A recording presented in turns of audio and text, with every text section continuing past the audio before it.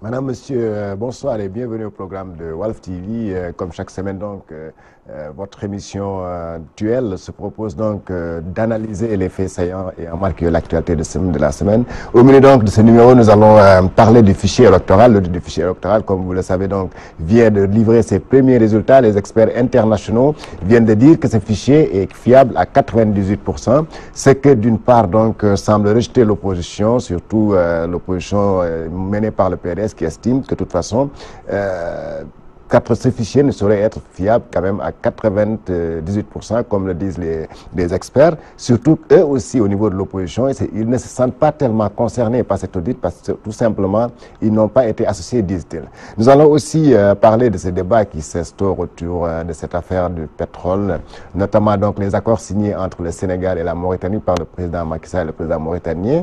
Le débat a été soulevé par le président Macky Sall qui s'est adressé, par le président Idriss Seck surtout, qui s'est adressé au président Macky Sall à travers une lettre en lui demandant de publier les accords qu'il a signés en Mauritanie pour effectivement que les Sénégalais soient édifiés si effectivement ce que le président Macky Sall a signé en Mauritanie est conforme avec les intérêts du Sénégal, parce que tout simplement, il craint que cela soit tout simplement dans l'avantage du président et de son frère Aliou Sall.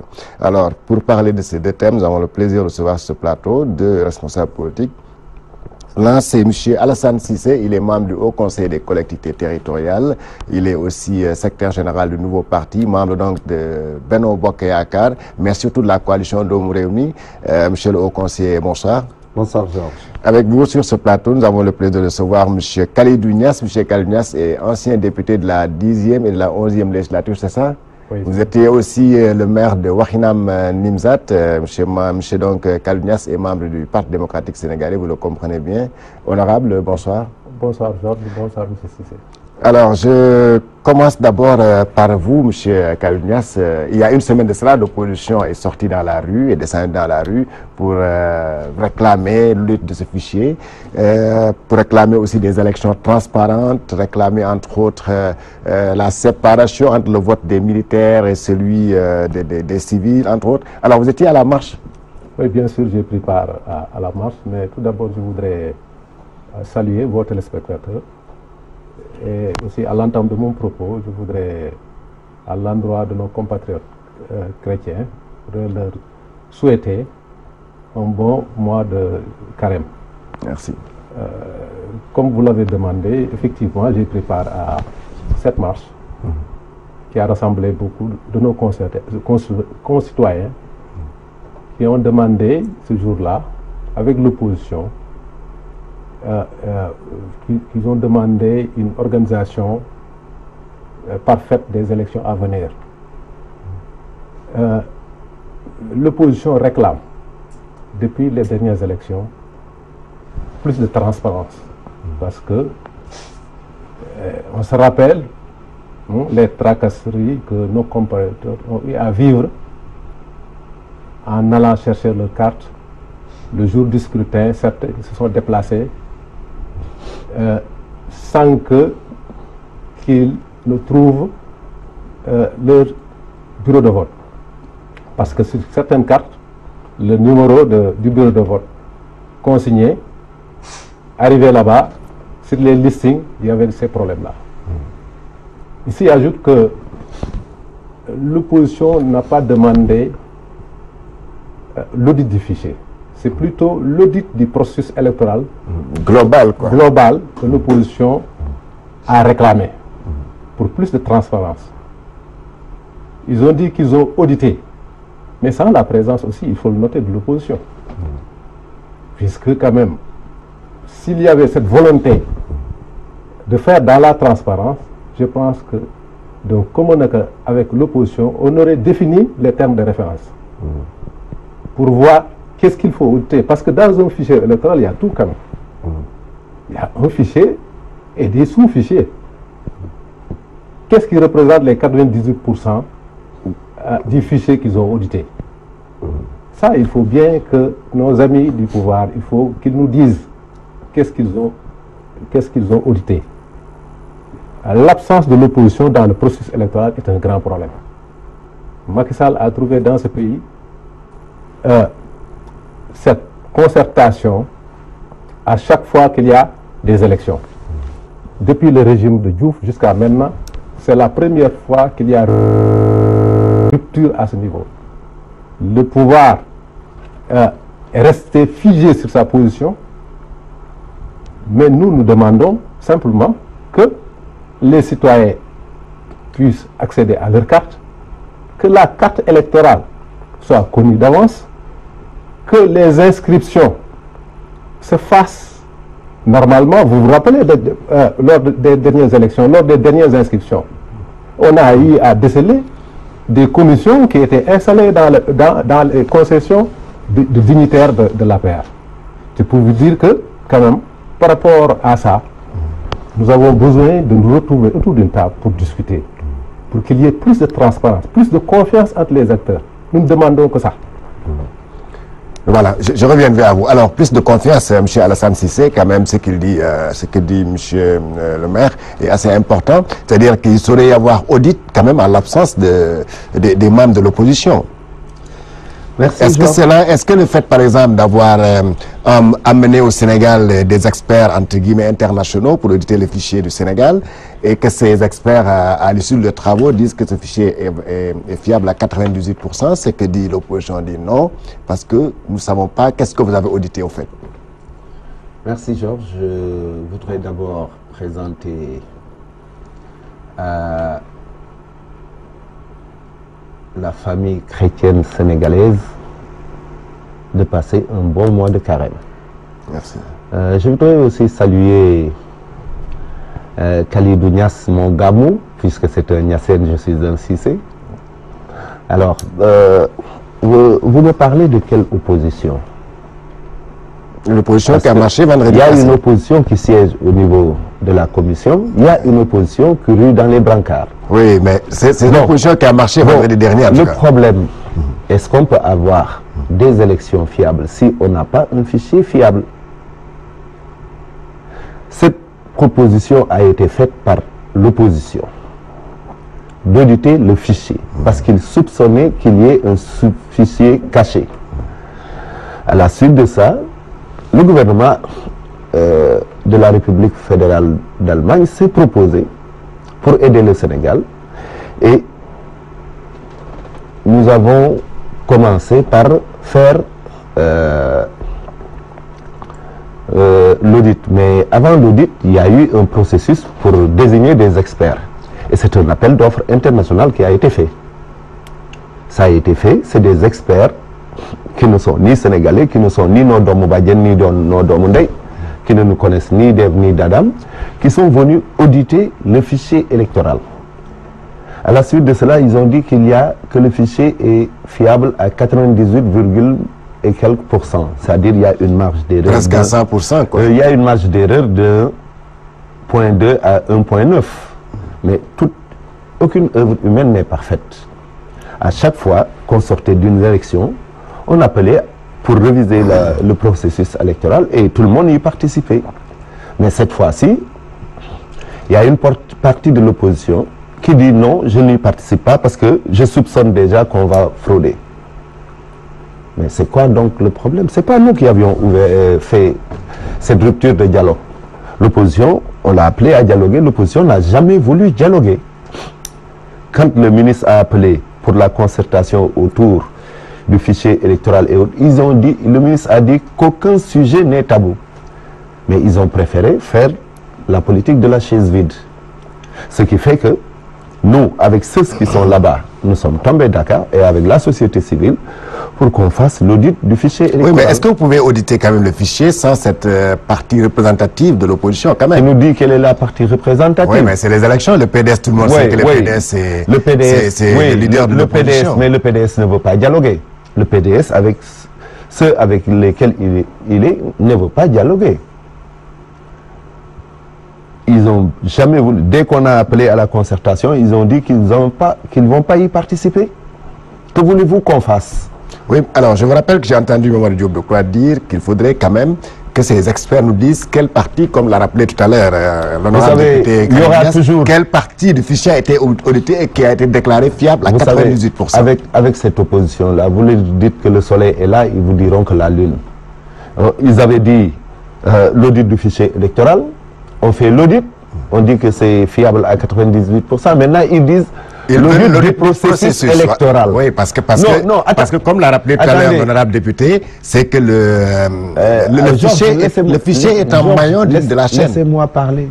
Allez-y. C'est l'audit du fichier électoral. Maintenant qu'on a fait l'audit, ils savent que le fichier est bon. Ils disent non, nous, ce que nous avons demandé, c'est l'audit du processus électoral. Quand même, soyons sérieux.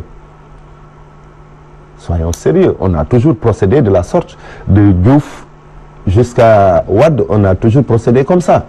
Discuter du processus électoral, essayer d'éviter les manquements et de faire le toilettage du fichier électoral.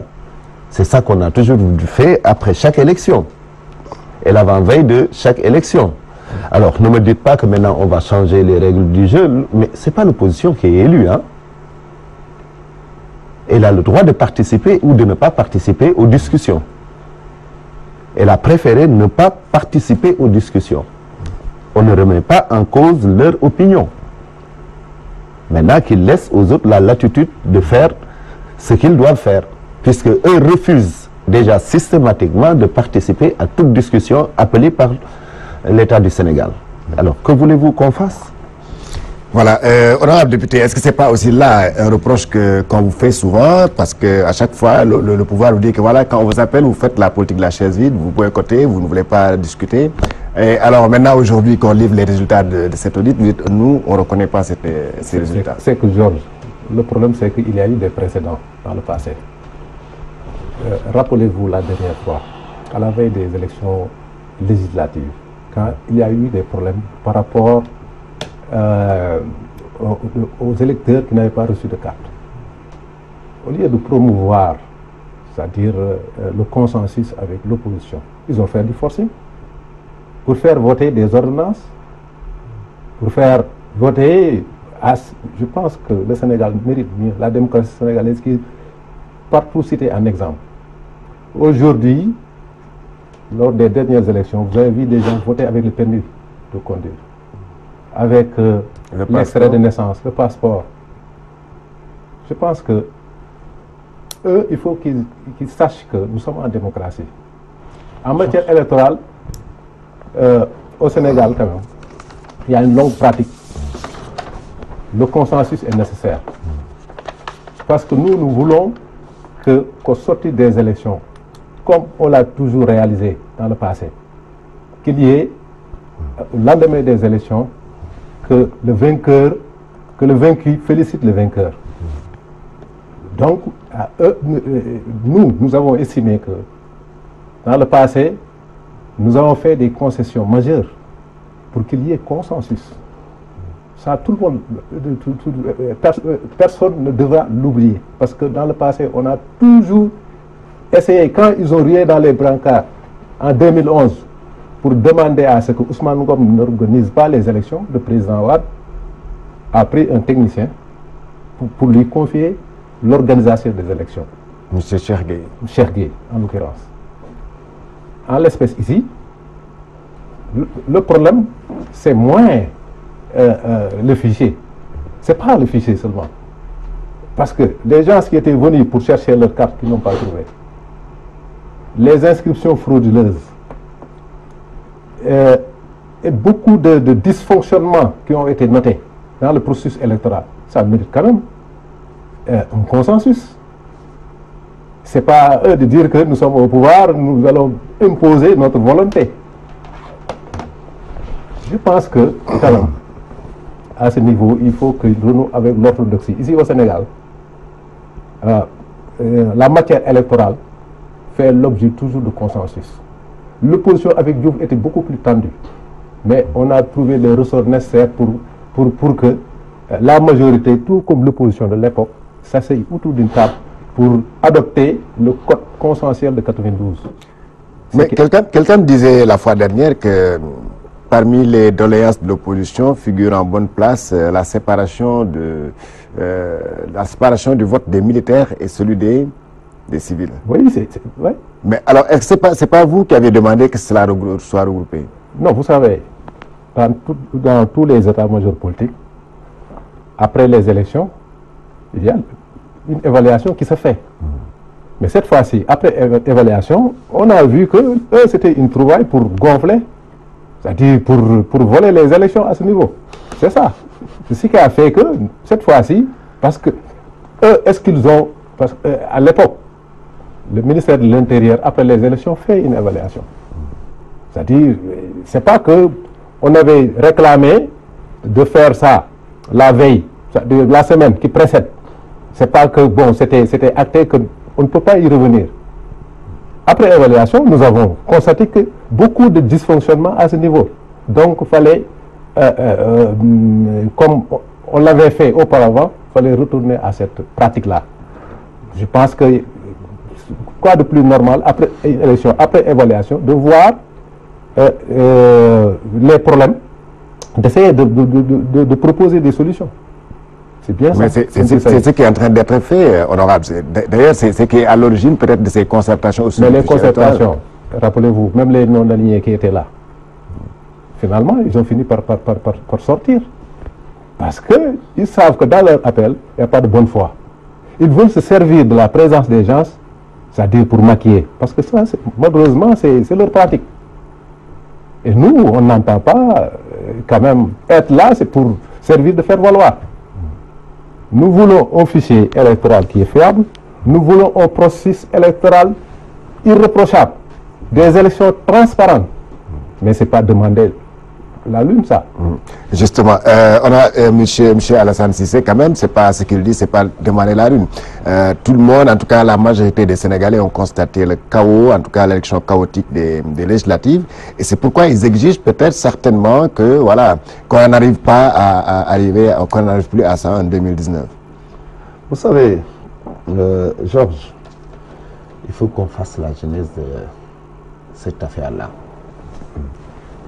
Quand nous avions commencé à mettre l'établissement des cartes d'identité biométriques, c'est l'opposition et la majorité qui s'étaient entendus consensuellement pour que si le fichier ne dépasse pas 4 500 000, que l'on retourne vers le nouveau fichier.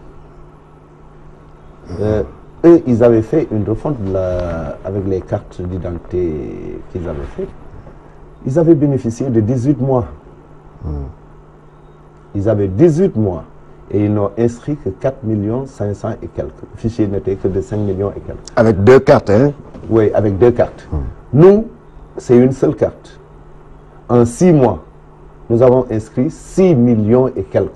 Oui, mais c'est pas... Attendez, aucune œuvre humaine. Mais avec un coût exorbitant, non, 52 milliards. Non, 52 milliards. Et des dysfonctionnements sans précédent. On prend comme si on avait fait 14 millions de cartes. 52 millions, c'est si on fait pour 14 millions de Sénégalais.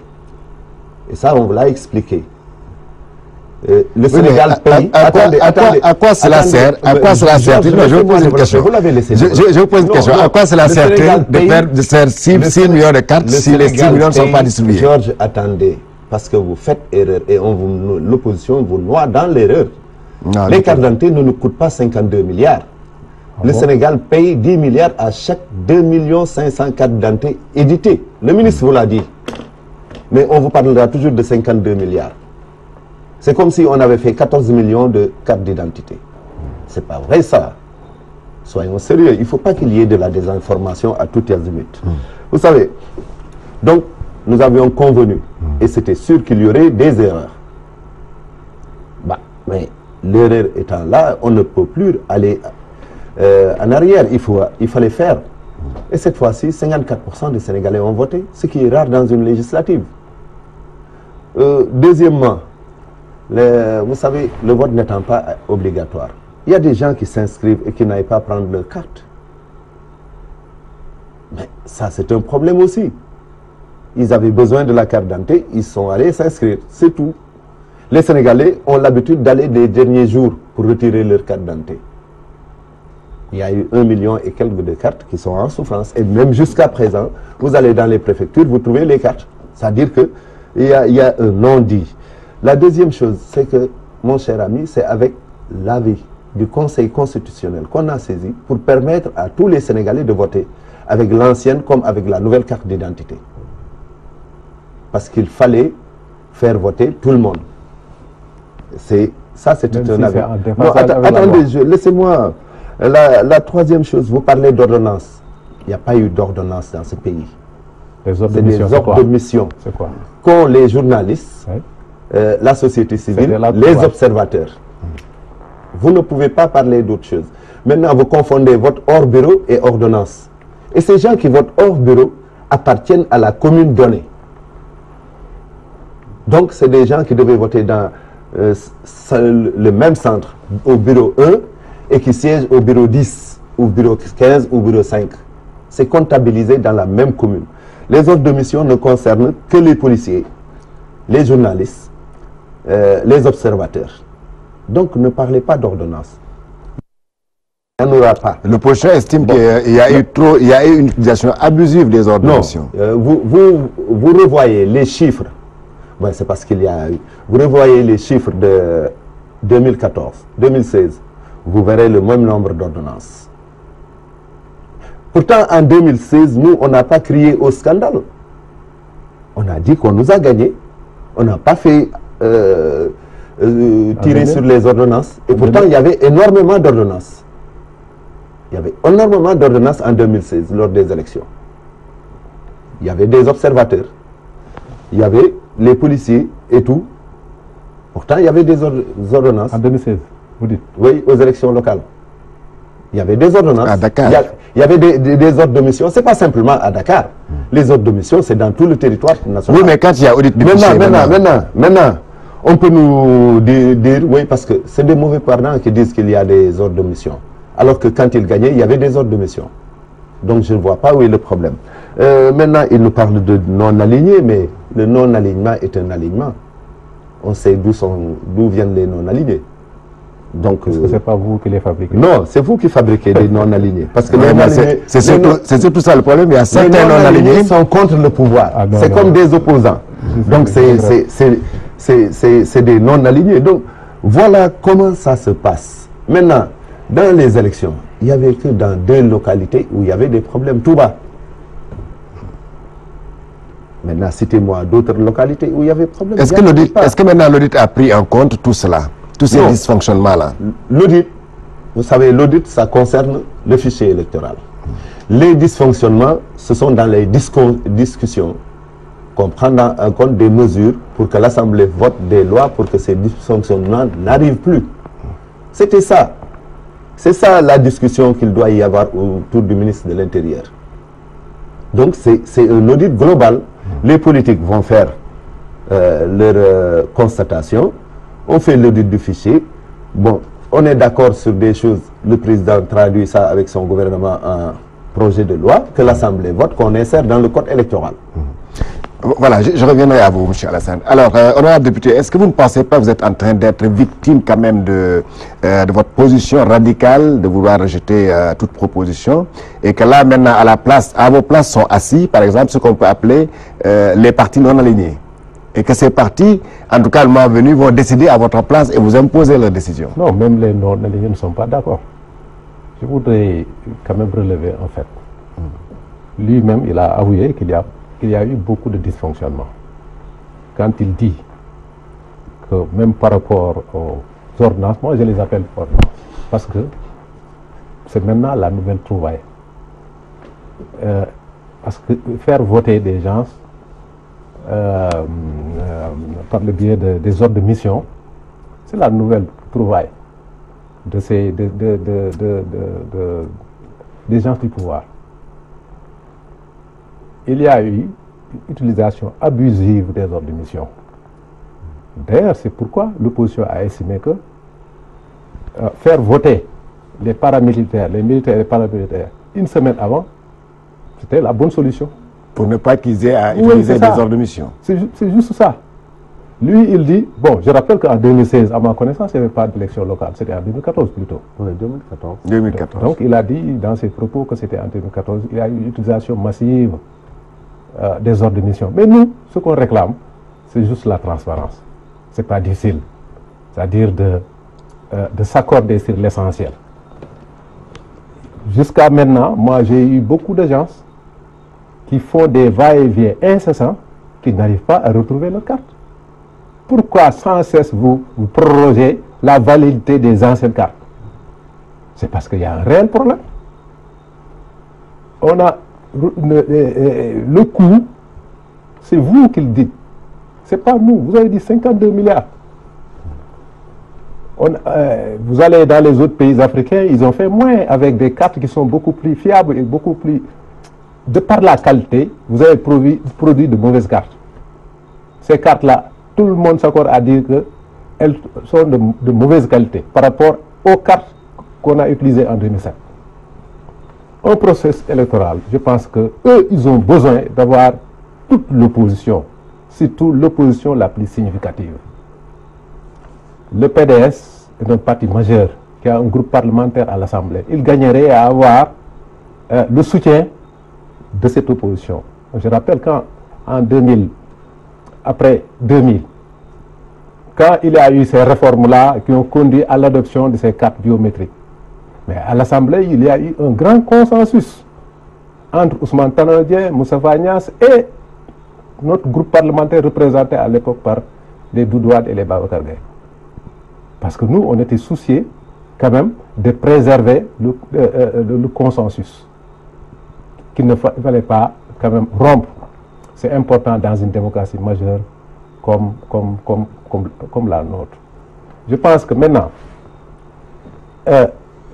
l'effort du gouvernement, aujourd'hui qu'il y a manifestement une rupture, c'est-à-dire qu'il fasse appel à l'opposition.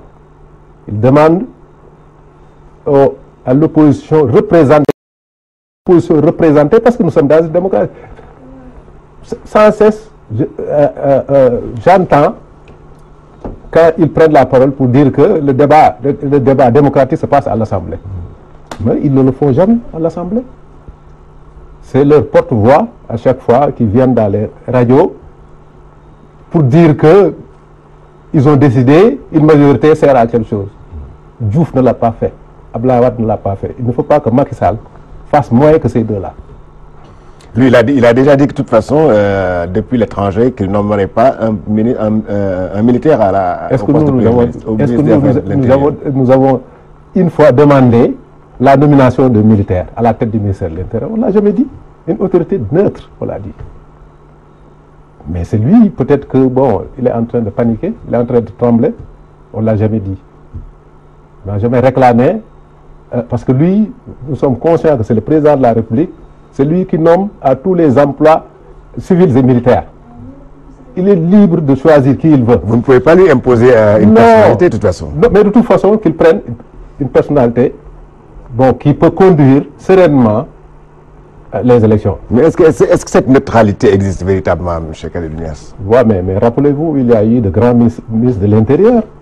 C'est vrai qu'il y en a, parmi ceux-là, il y a des militaires, mais je pense que c'est plus leurs qualités humaines qui ont fait qu'ils ont organisé des élections sans qu'il y ait contestation. Général Niang, ce n'est pas parce que c'était un militaire. Il était soucieux de remplir sa tâche. Cheikh Gueye également, ce n'était pas un militaire, c'était un administrateur civil. Et tant d'autres qui sont passés. Général Lamine Cissé, ce n'est pas parce qu'il était militaire, mais il a tenu à honorer son rang de citoyen, de grand cadre qui devait être à équidistance des chapelles politiques, de produire des résultats fiables. Je pense que c'est ça. Mais lui, à chaque fois, Abdoulaye Daouda Diallo, c'est un militant de la PR qui a fait ses preuves dans le zèle qu'il a mis au ministère de l'Intérieur. Ça, c'est pas pour apaiser. Mais pourquoi il a essayé de rectifier le tir pour nommer une autre personne pour conduire le dialogue? Pour conduire le dialogue politique, c'est parce que simplement il sait que ce ministre de l'Intérieur-là n'avait pas l'agrément de l'opposition. Peut-être aussi qu'il va aller plus loin en nommant peut-être M. Seydouba comme chargé des élections. Mais lui, il y a d'aucuns qui disent qu'il a la carte de membre de la PR. Hein. Qui ça? Mais il y a votre confrère, Adama Gaye, qui l'a dit, par exemple. Oui. D'accord, bon, on verra. De toute façon, moi, je ne l'ai jamais vu à un meeting de la PR. Mais alors, M. Alassane Cissé, alors, l'opposition réclame maintenant, comme elle rejette en tout cas cet audit qu'on dit fiable à 98%, l'opposition cherche, en tout cas, veut faire son propre audit, mener son propre audit du fichier électoral? À défaut d'être associé. Je vous l'ai dit tantôt, l'opposition n'est pas élue par les Sénégalais. Oui, mais non, ici attendez, on les appelle en matière électorale quand même. En matière électorale quand même, il faut chercher le consensus. On a eu un consensus tout au début dans l'établissement des cartes de la CEDEAO. Après, il s'est rompu. Non, attendez, laissez-moi parler. On a eu un consensus, on était d'accord sur un fait. Pourtant, quand il y a eu problème au niveau des élections, l'opposition a eu peur d'assumer sa part de responsabilité. A dit, tout ça c'est la faute à l'État. Nous a rejeté toutes les fautes. Nous l'avons accepté. Bon gré, mal gré, nous l'avons accepté. Parce qu'eux étaient d'accord pour qu'on fasse les cartes d'identité de la CEDEAO. Que si on n'atteint pas certains seuils, qu'on retourne vers l'ancien fichier. Pourtant, ils étaient d'accord, c'était un consensus. Vous étiez d'accord, oui ou non? Vous étiez d'accord. Alors pourquoi aujourd'hui nous attendez, je vous ai écouté religieusement. Pourquoi vouloir nous rejeter la faute alors que vous savez que vous êtes aussi responsable que nous? Est-ce que c'est une question qui Non, non, ça vous concerne. Quand il parle des cartes d'identité biométriques par rapport aux autres pays, la charité et autres, nous avons acheté avec transfert de technologie. C'est pour ça que vous dites que c'est cher. La prochaine fois, c'est nous qui ferons nos propres cartes. La deuxième chose, vous me dites un ministère chargé des élections qui peut enlever le ministère de l'Intérieur, qui est une pièce centrale dans le processus électoral, qui peut l'enlever. Même si vous avez un ministre chargé des élections, il dépendra toujours du ministère de l'Intérieur. Parce que c'est le ministère de l'Intérieur qui a en charge l'organisation des élections. Vous voyez, donc il n'y a pas un problème de... Notre fichier est fiable. Au Sénégal, personne ne peut plus voler des élections. Ce sont les Sénégalais qui votent. Et les Sénégalais voteront en âme et conscience de ce qu'ils jugent bon et de ce qu'ils ne jugent pas bon. Donc, il ne faut pas qu'on essaye de dire aux Sénégalais quelque chose qui ne plus se passer au Sénégal. Oui, mais pour ne pas, on nous a volé des élections. Est-ce que, monsieur, c'est pour ne pas en arriver à des contentieux pré- et post-électoraux, est-ce qu'il ne faudrait pas tout simplement accéder à certaines demandes? Moi, je vous ai dit, pas exagérées quand même. Je vous ai dit que cette opposition-là, elle peut demander aujourd'hui du Tchéboudian. Vous amenez le Tchéboudian, ils vous disent qu'on veut du Tchébou Kétiach. Vous amenez le Tchébou Kétiach, ils vous disent qu'on veut soupe Kandé. Et chaque jour, ça sera comme ça.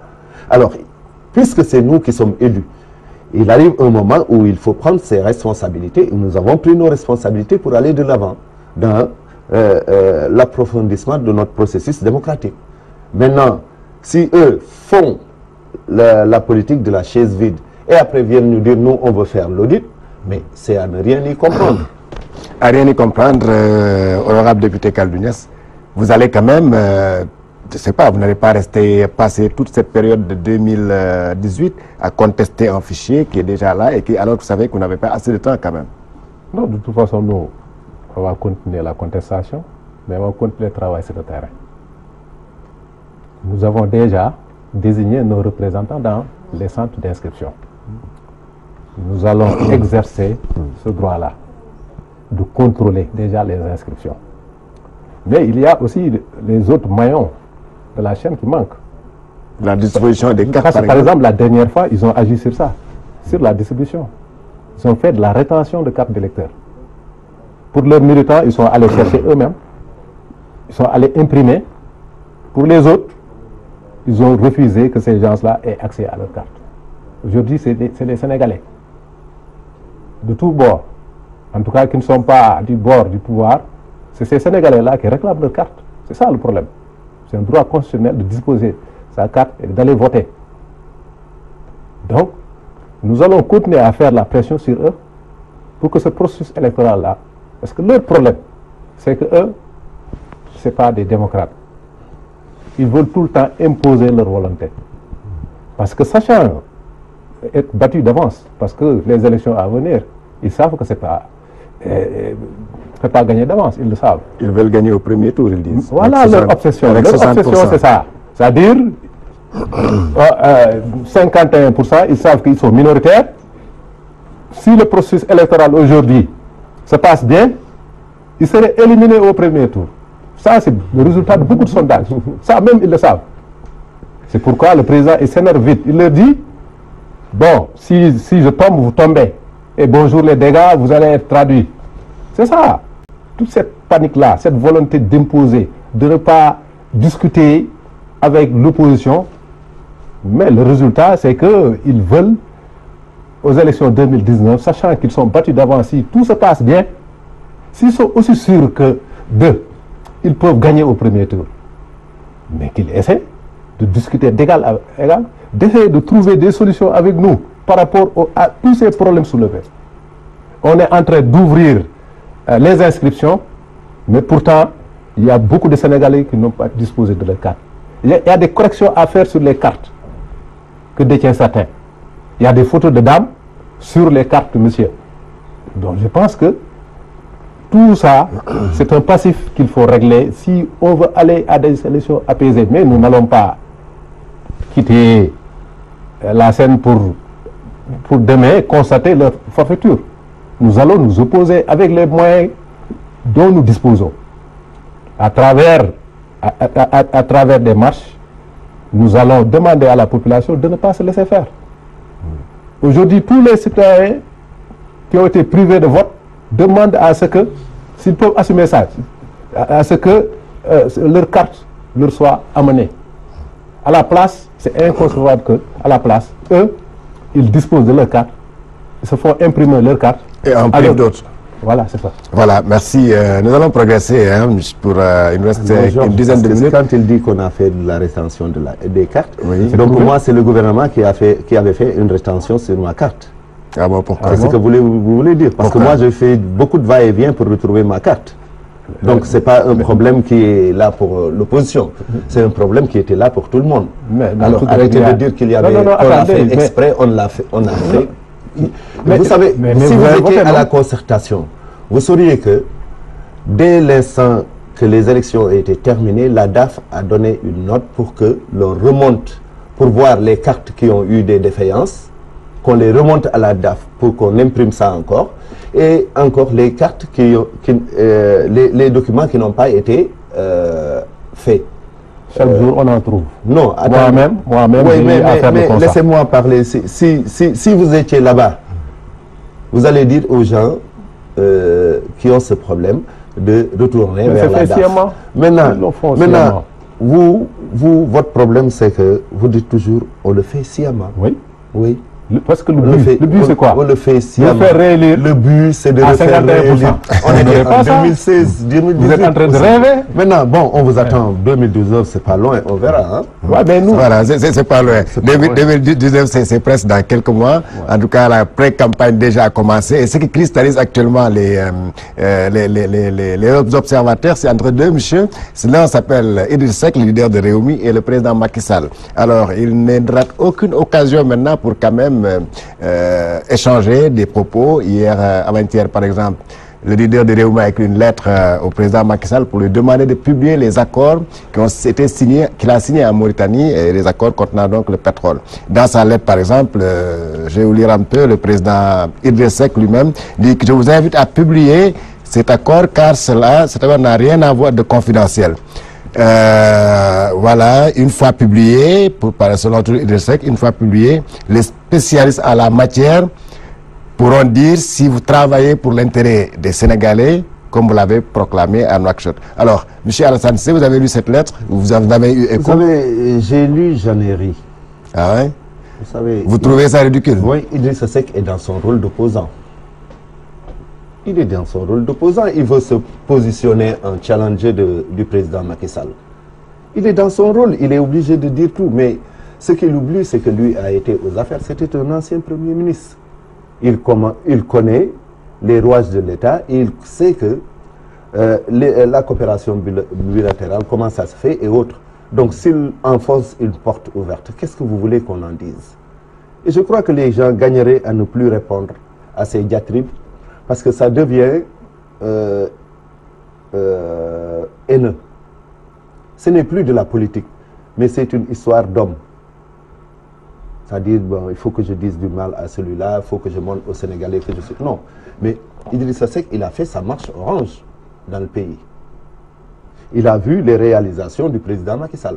Ah, il a vu ce que le président est en train de faire. Il dit n'avoir rien vu. Non, oui, il peut ne pas rien voir parce que, bon, de sa marche Orange, on dirait qu'il fait la promotion de Orange Money, Orange Plus et autres. Ouais, mais moi, je ne trouve pas. Moi, je ne crois pas un instant à ce qu'il a écrit. Parce que, oui, mais est-ce que ce qu'il a écrit n'est-il pas pertinent? Vous savez, en dehors de toute considération politique. Les conventions entre États, oui. Avant ratification par le président et sa promulgation, ça passe à l'Assemblée nationale. Il le sait très bien. C'est comme s'il n'avait jamais été Premier ministre. Ou peut-être qu'il est amnésique. Mais je ne crois pas en un mot qu'il croit à ce qu'il a écrit. Peut-être que, bon, vous savez, M. Seck est dans son rôle et il veut dribbler toute l'opposition pour se positionner en tant que challenge. Et nous, ce que nous devons éviter, c'est de répondre à ces diatribes. Alors, honorable député, est-ce que ce que M. Seck a dit n'est pas pertinent selon vous? Il est dans son droit. Tout citoyen. Il demande à ce que ces accords-là soient publiés et pour que les Sénégalais sachent quand même. C'est tout à fait normal et transparent. Les exigences de cette gouvernance, c'est quoi? C'est-à-dire qu'il faut que nos gouvernants soient transparents. Et je pense que le président Macky Sall, il a raté quand même une bonne occasion de rassembler tout le monde autour de sa personne. Parce que la diplomatie, c'est un domaine réservé du chef de l'État. Il gagnerait quand même, avec tout ce que les gens disent du pétrole, il gagnerait à engager les vraies discussions avec l'opposition. Pour que tout se passe dans la transparence. Dans la transparence. Parce qu'il est là pour un bout de temps. Nous travaillons pour le faire partir d'ici 1 an. Et après, il y aura d'autres qui seront là. Il n'est pas éternel.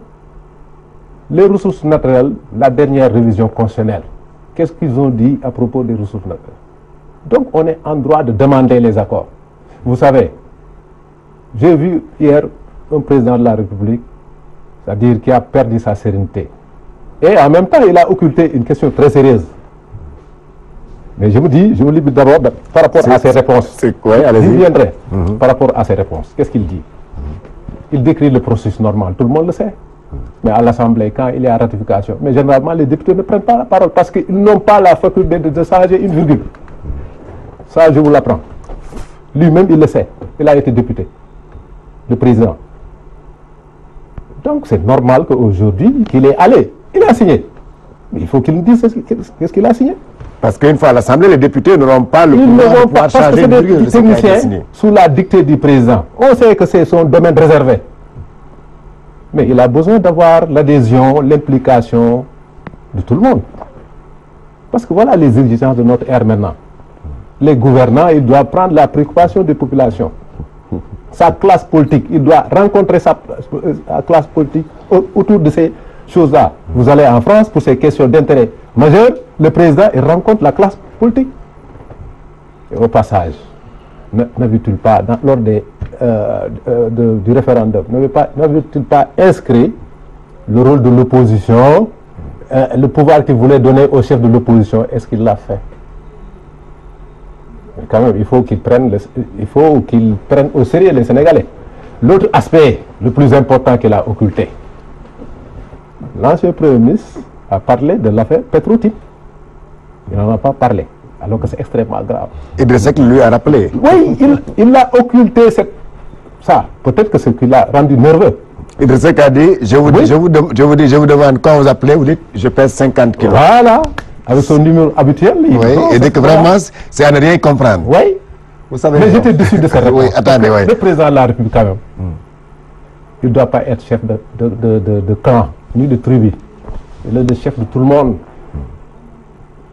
Dans la diplomatie, normalement, c'est un sujet de consensus. Tout le monde doit aider le président. Surtout pour une affaire aussi sérieuse que les ressources naturelles. Vous savez, les erreurs du passé, il doit les éviter. Avec Senghor, qui a fait du fleuve, moi je suis Alpulaar, nos parents souffrent de ces erreurs-là, qui a fait le fleuve d'une zone frontalière. Vous avez vu les conséquences. Des familles ont été divisées. Une partie de nos parents, aujourd'hui, ne dispose plus de leur terre. sur l'autre rive. Voilà ces genres de choses qui méritent quand même aujourd'hui qu'il prenne au sérieux son rôle de président. Il n'est pas chef de clan. Il est président de la République. Il doit écouter tout le monde. Il doit informer. Et non président de Benno Bokk Yakaar. Franchement. Voilà. Vous avez entendu le président Idrissa Seck. Finalement, il a répondu. Le président Macky Sall a dit que c'est mal connaître l'État, comme vous l'avez dit tout à l'heure. C'est mal connaître l'État que de demander la publication d'accords internationaux. Et là, bon, il a promis que le ministre des Affaires étrangères serait à l'Assemblée nationale pour expliquer tout cela.